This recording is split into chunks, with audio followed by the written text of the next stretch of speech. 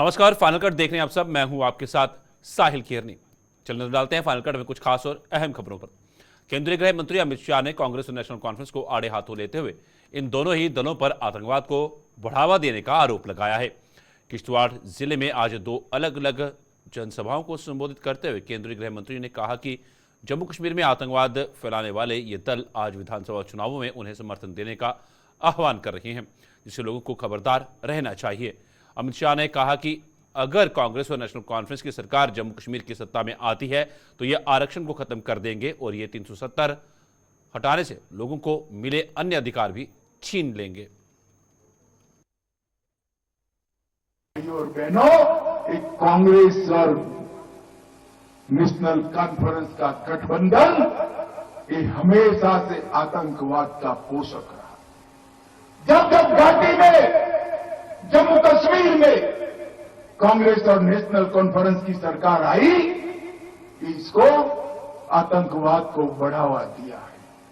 याद करिए 90 के दशक को।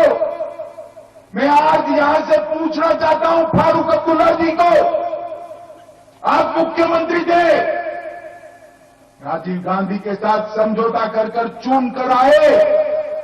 जब हमारी पूरी कश्मीर घाटी, हमारी ये पहाड़ियां आतंकवाद से, खून से लथपथ हो गई, आप कहां थे?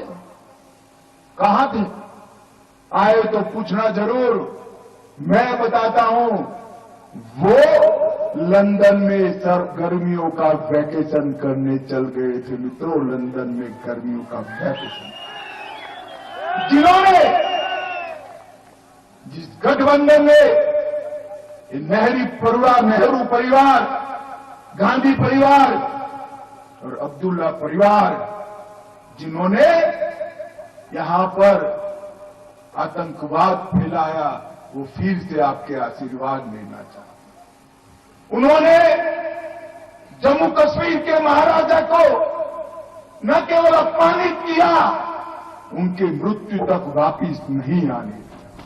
मुझे भी किसी ने महाराजा करण सिंह के युवा दिनों का एक वीडियो भेजा है, जिसमें करण सिंह जी कहते हैं, मेरे पिताजी को जम्मू कश्मीर से निकाल दिया गया, आने नहीं दिया गया और केवल उनकी अस्थियां जम्मू में वापिस आई, अस्थियां जम्मू में। जिन्होंने महाराजा का इतना अपमान किया, कश्मीरी पंडितों को बेदखल किया, आतंकवाद फैलाया, आरक्षण को रोक कर रखा, माताओं बहनों के आरक्षण को भी रोक कर रखा, वो एनसी कांग्रेस को फिर से लाना चाहते हैं आप? जोर से बोले, चाहते हैं क्या? नहीं लाना है तो आपके लिए एक ही विकल्प है कि भारतीय जनता पार्टी को यहां से जिताना। जहां से में मत आइए, उनकी सरकार आई तो आरक्षण को हटा देंगे। जब पहाड़ियों को आरक्षण देने की बात आई, हमारे गुर्जर भाइयों को उकसाने का काम किया कि आप में से हिस्सा जाएगा। मैंने कहा था, गुर्जर भाइयों से वादा किया था, पहाड़ियों को आरक्षण जरूर मिलेगा, मगर गुर्जरों का आरक्षण तनिक मात्र कम नहीं होगा। और आज गुर्जरों का आरक्षण जस का तस रखकर पहाड़ियों को आरक्षण देने का काम नरेंद्र मोदी सरकार ने किया है। नरेंद्र मोदी सरकार। मैं आज ये दूर सुदूर पहाड़ पर बसने वाले सभी अभिभावकों को कहने आया हूं कि वो दिन लग गए कि आपके बच्चों को ग्रेजुएशन नहीं किया जाता था, करने की संभावना नहीं थी। अरे ग्रेजुएशन छोड़िए साहब, ट्राइबल रिजर्वेशन है आपके पास, पहाड़ियों के पास, गुर्जरों के पास। आपके बच्चे कलेक्टर और डीएसपी बनकर देश भर में काम कर सकते हैं। ये अधिकार नरेंद्र मोदी जी। भाइयों बहनों, उन्होंने कहा है कि हम हमारे परिवारों की सरकार चलाएंगे। नरेंद्र मोदी जी ने ये 3 परिवारों का यहां जो परंपरा था उसको समाप्त कर पंचायती राज प्रस्तापित किया। ग्राम पंचायत, ब्लॉक के चुनाव, जिले के चुनाव हुए और हमारे बच्चे, हमारे युवा आज उभरते हुए नेता बने हैं। कल विधानसभा और लोकसभा में यहां का प्रतिनिधित्व करेंगे। भाइयों बहनों, एक और वो आतंक से लैस जम्मू कश्मीर बनाना चाहते हैं, दूसरी ओर मोदी जी विकसित जम्मू कश्मीर बनाना चाहते हैं। एक और वो माताओं बहनों को धारा 370 हटने से जो अधिकार मिला है वो अधिकार छीनना चाहते हैं। हम न केवल माताएं बहनों को तो अधिकार मिलना ही चाहिए, उसके साथ साथ गुर्जर, पहाड़ी, दलित और ओबीसी को भी आरक्षण का अधिकार देना चाहते हैं। मित्रों, भारतीय जनता पार्टी द्वारा जम्मू कश्मीर में आतंकवाद को लेकर दिए जा रहे बयानों पर सवाल उठाकर कांग्रेस पार्टी ने आंकड़ों का हवाला देते हुए देश के गृह मंत्री अमित शाह से जवाब मांगा है। कांग्रेस का कहना है कि जम्मू कश्मीर को यूटी में बदलने पर 2019 में भाजपा ने जम्मू कश्मीर को आतंकवाद से मुक्त कराने का वादा किया था, लेकिन वो वादा धरा का धरा रह गया है। प्रदेश कांग्रेस के प्रवक्ता रविंद्र शर्मा ने पिछले 100 दिनों में हुई आतंकवादी घटनाओं का आंकड़ा देते हुए भाजपा को कटघरे में खड़ा किया। रविंद्र शर्मा ने आरोप लगाया कि गृह मंत्री आतंकवाद पर भ्रम फैला रही है, लिहाजा चुनाव आयोग को उन पर एक्शन लेना चाहिए। हमारा जारी होगा। जम्मू के लिए एक बहुत बड़ी घोषणा है। जम्मू कश्मीर 2019 से जब से यूटी बनाया है जम्मू कश्मीर को, तो आपने कहा था आतंकवाद का खात्मा करेंगे। डायरेक्टली अमित शाह जी और सेंट्रल गवर्नमेंट जम्मू कश्मीर को रूल कर रहे हैं, लेकिन आंकड़े बताते हैं और आप सबके सामने है कि आतंकवाद पिछले 3 साल से, पिछले 2 दशक के जम्मू में सबसे ज़्यादा जो है वो इस वक्त है। हमारे जवान शहीद हो रहे हैं, हमले हो रहे हैं और सिविलियन शहीद हो रहे हैं। मैंने बताया कि 100 दिन के अंदर, एक 100 दिन का आंकड़ा मैं उसको पूछूंगा कि ये आतंकवाद चरम सीमा पे है। 27 बड़े मिलिटेंट अटैक हुए हैं, 21 जवान हमारे शहीद हुए हैं 100 दिन के अंदर, 29 जवान जख्मी हुए हैं, 15 सिविलियन शहीद हुए हैं, 47 सिविलियन जख्मी हुए हैं। ये आपके 100 दिन का रिकॉर्ड है अमित शाह जी। और आप आज बड़ी बड़ी बातें कर रहे कि आतंकवाद को जमीन में गाड़ देंगे। ये बातें 2014 में करके आपने वोट लिए थे। गृह मंत्री से हम ये सवाल चाहते हैं कि क्यों आतंकवाद आपसे काबू नहीं हुआ, क्यों दूसरी पार्टियों को गुमराह करते हो। आपके पास वाशिंग मशीन है, अगर कोई पार्टी आपके साथ गठबंधन में जुड़ती वो देशभक्त हो जाती, लेकिन आज आपके साथ किसी हाथ नहीं मिलाया, कांग्रेस का साथ मिलाया, वो देशद्रोही, उनके एजेंडे देशद्रोही। और इस तरह की बातें करके भ्रम फैलाते हो, दहशत पैदा करते हो। आतंकवाद पे कोई कंप्रोमाइज कांग्रेस पार्टी का अलगाववाद पे नहीं है, ना होगा। हमारी पार्टी शहीद परिवारों की पार्टी है, 2 प्रधानमंत्री खोए हैं। इस तरह की बातें चुनाव आयोग को संज्ञान लेना चाहिए। जिस तरह की एडवर्टाइजमेंट्स वो निकाल रहे हैं, जिस तरह की भाषण वो करते हैं, वो आचार संहिता की उल्लंघना है। और इस तरह का भ्रम ना पैदा करें, दहशत ना पैदा करें। हम चुनाव आयोग से ये अपील करेंगे और ये सवाल हमें अमित शाह जी से पूछना। भारतीय जनता पार्टी के स्टार प्रचारक व सांसद अनुराग ठाकुर ने आज बिश्नाह से पार्टी के उम्मीदवार डॉक्टर राजीव भगत के समर्थन में प्रचार कर लोगों से उन्हें वोट देने का आह्वान किया। अनुराग ठाकुर और सांसद जुगल किशोर बिश्नाह पहुंचे, जहां दोनों का जोरदार स्वागत किया गया। अनुराग ठाकुर ने अनुच्छेद 370 अब कभी भी वापस नहीं लौटेगा, जिससे जम्मू कश्मीर का विकास तेज गति से हो पाएगा। उन्होंने बताया कि आज भाजपा की बदौलत ही कश्मीर में तिरंगा फहरा रहे हैं और पूर्व सरकारों के समय यह संभव नहीं था। और धारा 370 कभी वापस नहीं आएगी। जम्मू कश्मीर का विकास और ज्यादा होगा। ये वही लोग हैं जो लाल चौक पर तिरंगा झंडा नहीं फहराने देते थे। आज दूधिया रोशनी में, तिरंगे की रोशनी में लाल चौक जगमगाता है। और देश का कोई भी व्यक्ति हो, कांग्रेस के समय तो कांग्रेस के गृह मंत्री की टांगे कांप जाती थी लाल चौक पर आने के लिए। आज वहां पर तिरंगा झंडा लहराता है लाल चौक पर और देश का कोई भी व्यक्ति लाल चौक पर आ सकता है।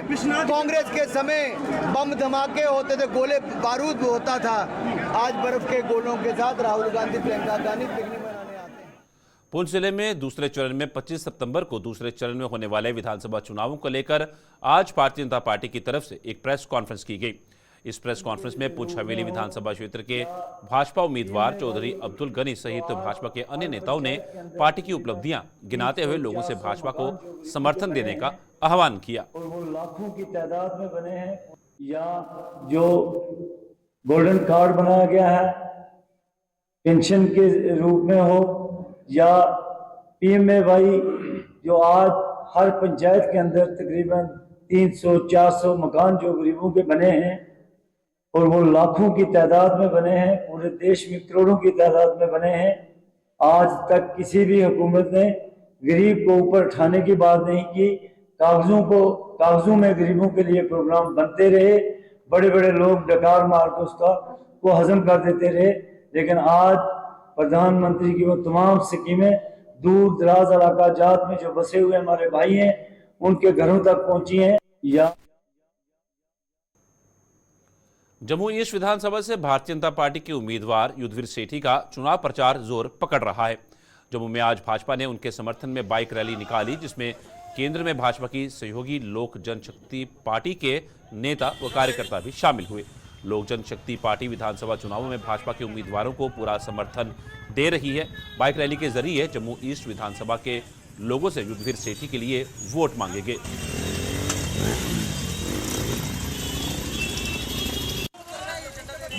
और हम इस पूरा समर्थन दे रहे हैं भारतीय जनता पार्टी जी, हमारे सेठी जी को।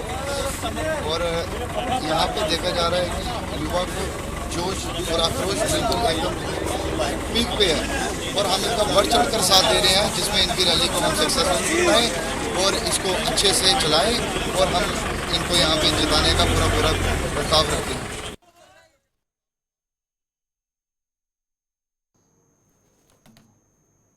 ब्रेक के बाद आप सबका स्वागत है। बढ़ते अगली खबर की ओर। युद्धवीर सेठी ने वार्ड नंबर 18 में भी पार्टी कार्यकर्ताओं को साथ लेकर डोर टू डोर कैंपेन की और लोगों से इन चुनावों में समर्थन मांगा। युद्धवीर सेठी ने बताया कि उन्हें जम्मू ईस्ट के लोगों का भरपूर समर्थन मिल रहा है, जिससे यह साबित हो गया है कि लोग उन्हें जरूर वोट देंगे।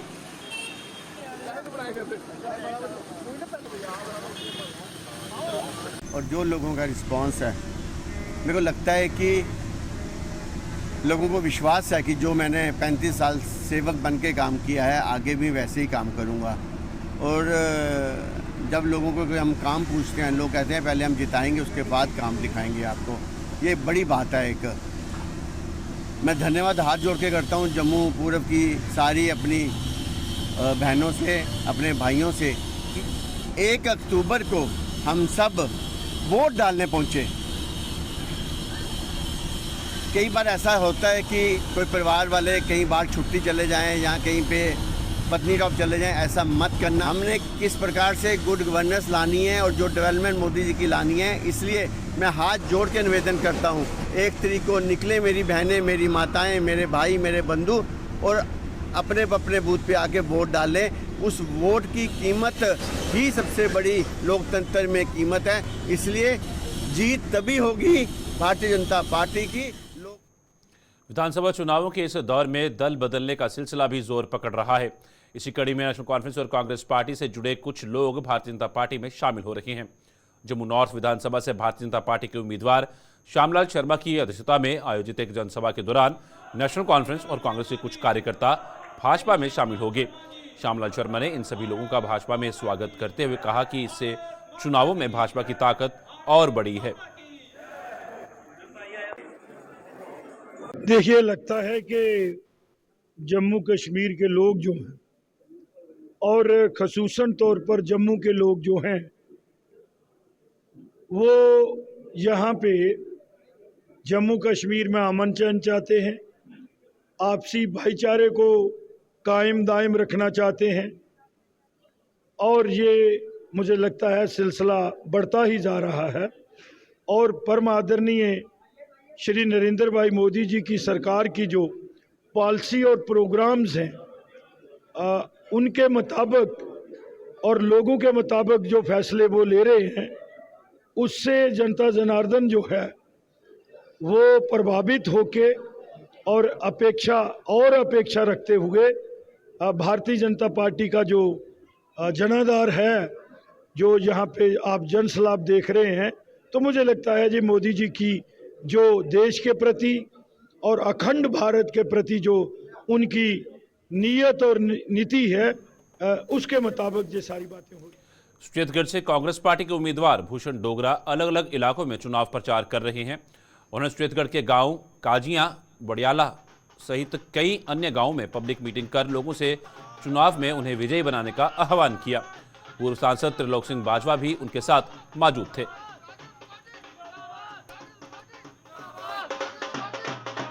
मिलना शुरू होगा जिसमें मैं क्या 82 करोड़ लोकल राशि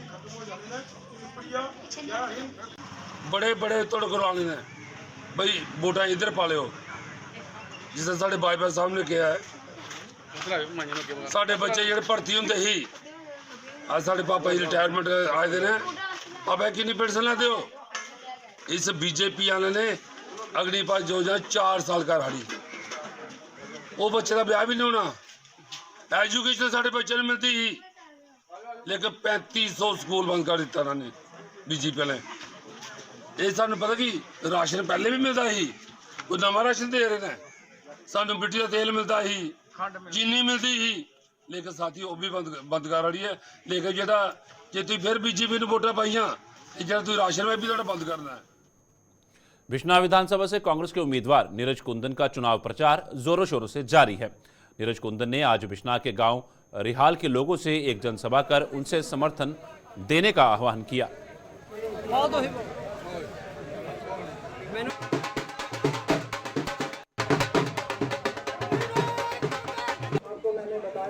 रिहाल में एक कार्यक्रम हुआ और मैं रिहाल वासियों का, अपने बुजुर्गों का, नौजवानों का सबका धन्यवाद करना चाहूँगा। जो प्यार देने का काम उन्होंने हमें यहाँ पे किया उसके लिए शुक्रिया। और ये जो चुनाव है मुद्दों पे लड़ा जा रहा है। मैंने आपको पहले भी बोला था जनता जो है इनकी नीतियों से त्रस्त है और मुझे पूरा विश्वास है बदलाव की लहर जो है पूरे बिश्नाह में चल रही है और कांग्रेस पार्टी के हक में जो 1 तारीख को वोट पड़ेंगे और कांग्रेस पार्टी की सरकार बनेगी।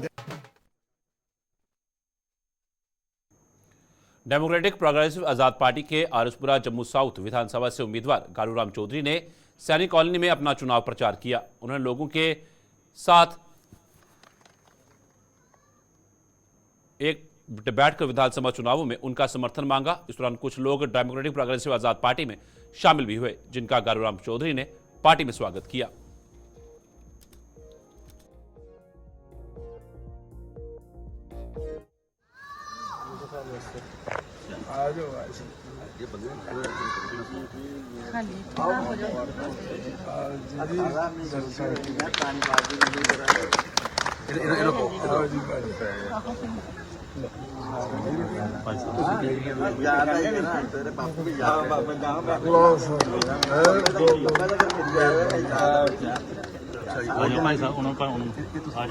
जनाब गुलाम नबी आजाद साहब।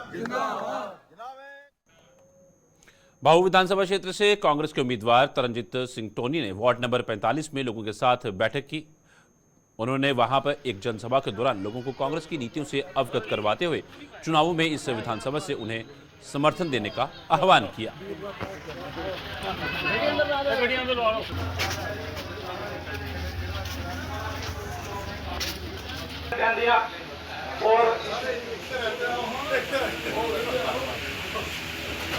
ਤਰਨਜੀਤ ਸਿੰਘ ਜੀ ਟੋਨੀ ਕਿ ਇਹਨਾਂ ਨੇ ਸਾਡੇ ਏਰੀਆ ਦੇ ਵਿੱਚ ਜੋ ਡਿਵੈਲਪਮੈਂਟ ਦਾ ਇੱਕ ਜ਼ਿੰਮੇਵਾਰੀ ਚੁੱਕੀ ਹੈ ਉਸ ਡਿਵੈਲਪਮੈਂਟ ਵਿੱਚ ਅਸੀਂ ਇਹਨਾਂ ਨੂੰ ਆਸ਼ੀਰਵਾਦ ਦਿੰਦੇ ਹਾਂ ਕਿ ਵੇ ਕਾਮਯਾਬ ਹੋਣ और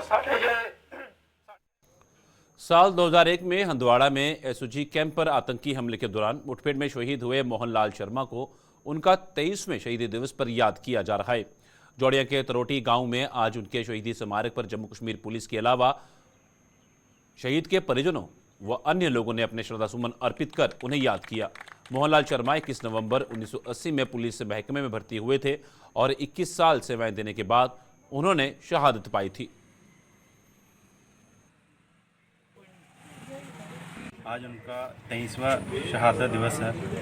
इनकी शहादत 16 सितंबर 2001 को रात 12 बजे हंदवाड़ा में हुई थी, जो कि कश्मीर में पड़ता है। वहाँ पे एक फिदायन अटैक हुआ था जिसमें 11 पुलिस के जवान शहीद हुए थे। आज हमारे लिए हम क्या कह सकते हैं कि ये दिन हमारे पास कुछ बोलने के लिए नहीं है।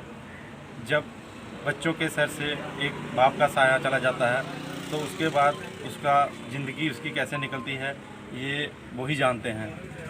जब हमें अपने बाप की ज़रूरत थी तो उसका साया हमारे सर पे नहीं था, लेकिन फिर भी वो इस देश के लिए एक ऐसा काम करके गए हैं जिसके लिए ये देश उनको सदियों तक याद रखेगा। और इनका हर बरस इसी तरह हम उनका धूमधाम से शहादत दिवस मनाते हैं।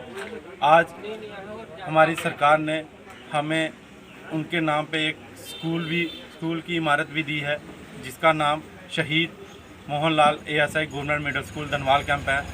ये एक बहुत ही बड़े गर्व की बात है। ये इतना बड़ा मतलब क्या कह सकते हैं कि जो हमारा नुकसान हुआ वो तो पूरा नहीं हो सकता, लेकिन इस सरकार ने हमें एक ऐसी चीज़ दी है जिसके सहारे हम अपने पिताजी की यादों को हमेशा हमेशा अपने दिल में संजो के रख सकते हैं। लाल जो कि इस एरिया के चकलाल गांव के एरिया के रहने वाले थे, वो पुलिस परिवार के हमारा हिस्सा थे। उनने 1980 में पुलिस में ज्वाइन किया था और 2001 में उनकी शहादत हुई थी हंदवाड़ा कैंप में। वो वीर गति को प्राप्त हुए और हम लोगों को लेसन मिलना चाहिए। उनकी जो लेगेसी आगे कंटिन्यू करनी चाहिए। हम लोगों को देश के लिए अपनी जान न्यौछावर करने तक भी पुलिस सक्षम है और हमें यही लेसन है कि हमें जो पुलिस जो हमारे शहादत दी हुई जिन्हें मार्टर्स परिवार भी है उनकी हमें रक्षा करनी। भारतीय जनता पार्टी के वरिष्ठ नेता और पूर्व डिप्टी CM कविंद्र गुप्ता ने कश्मीर में अवामी इत्तेहाद पार्टी और जमात इस्लामी में चुनावों से पूर्व हुए गठबंधन पर अपनी प्रतिक्रिया दी है। उनका कहना है कि चुनावों के मद्देनज़र नए नए समीकरण बन रहे हैं और नए नए प्रयोग हो रहे हैं, लेकिन असलियत ये है कि ऐसे लोग कश्मीर के हालात सुधारने में नहीं बल्कि बिगाड़ने का मसौदा बना रखे हैं। कविंद्र गुप्ता ने आरोप लगाया कि कांग्रेस नेशनल कॉन्फ्रेंस का एजेंडा अपनाकर चुप्पी साधे हुए है। कि ये मौके की नज़ाकत है। जो ऑलरेडी वहाँ पर राजनीतिक पार्टियाँ थी उनसे लोग नाराज़ थे। ये तो पिछले इलेक्शन लोकसभा में हमें पता लगा है। चाहे वो PDP की अध्यक्षा महबूबा मुफ्ती जी है, चाहे उमर अब्दुल्ला हैं, उनको लोगों ने किस प्रकार से नकारा है।